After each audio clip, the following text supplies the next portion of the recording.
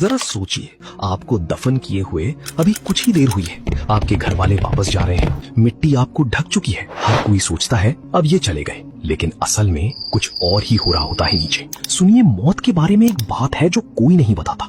आप खत्म नहीं हो जाते, आप सो नहीं रहे, आप कयामत के दिन तक अंधेरे में इंतजार नहीं कर रहे, बल्कि आप पूरी तरह होश में होते हैं, एक पूरी नई अनदेखी जिंदगी जी रहे होते हैं। ज्यादातर मुसलमान सोचते हैं मर गए, या तो सीधा जन्नत या फिर सीधा सो जाओ कयामत तक, बीच में कुछ नहीं। गलत, बिल्कुल गलत। रसूल सल्लल्लाहु अलैहि वसल्लम ने वो बात बताई जो ज्यादातर लोग नहीं जानते।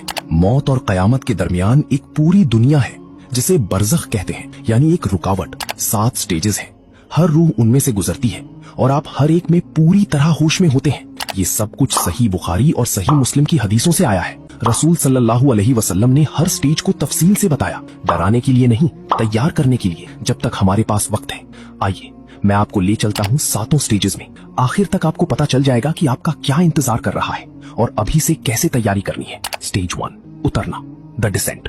एक मिसाल लेते हैं, नाम रख लीजिए आहान। आहान को गुजरे 3 दिन हो चुके हैं। उसके घर वालों ने उसे कब्र में उतारा, नमाज़े जनाजा पढ़ी, रोई और वापस चले गए। लेकिन आहान खत्म नहीं हुआ, उसके साथ कुछ और शुरू हुआ।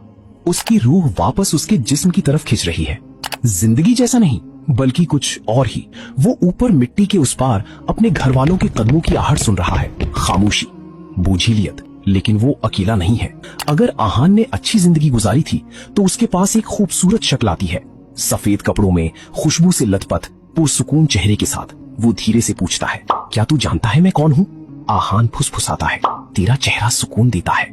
वो कहता है, मैं तेरी नेक कर्म हूँ, जिंदगी में तेरे साथ रहा और हमेशा रहूंगा। लेकिन अगर आहान ने अपनी जिंदगी बर्बाद कर दी थी तो उसकी तरफ एक काली सी शक्ल रेंगती है, चेहरा काला, बदबूदार, सड़ा हुआ। वो गुर्राता है, क्या तू जानता है मैं कौन हूँ?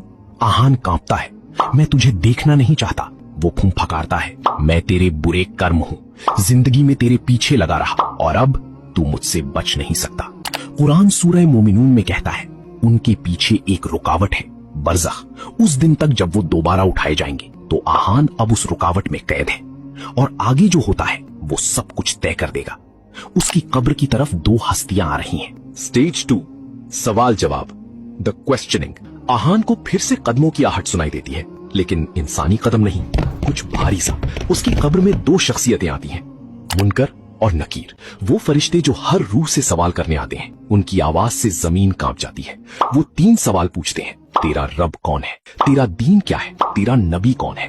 अगर आहान अपनी ईमान पर जिया था तो जवाब उसकी जबान से अपने आप निकलते हैं, मेरा रब अल्लाह है, मेरा दीन इस्लाम है, मेरा नबी मोहम्मद सल्लल्लाहु अलैहि वसल्लम है। उसका दिल सच्चाई जानता है, कोई हिचकिचाहट नहीं। उसकी कब्र रोशनी से भर जाती है। लेकिन अगर आहान सिर्फ जबान से मुसलमान था, दिल से नहीं, तो उसकी जबान जम जाती है। मैं नहीं जानता, लोग कुछ कहते थे, अल्फाज नहीं निकलते।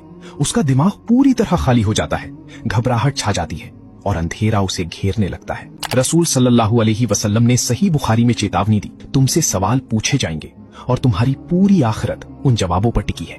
अब कब्र उसके जवाबों के हिसाब से बदलना शुरू करती है। अगले स्टेज में, स्टेज 3, फैलना या सिकुड़ना, एक्सपेंशन और कंस्ट्रिक्शन।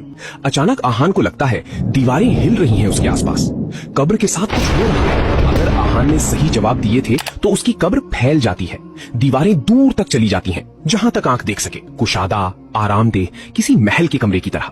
वो सांस ले सकता है, हिल सकता है।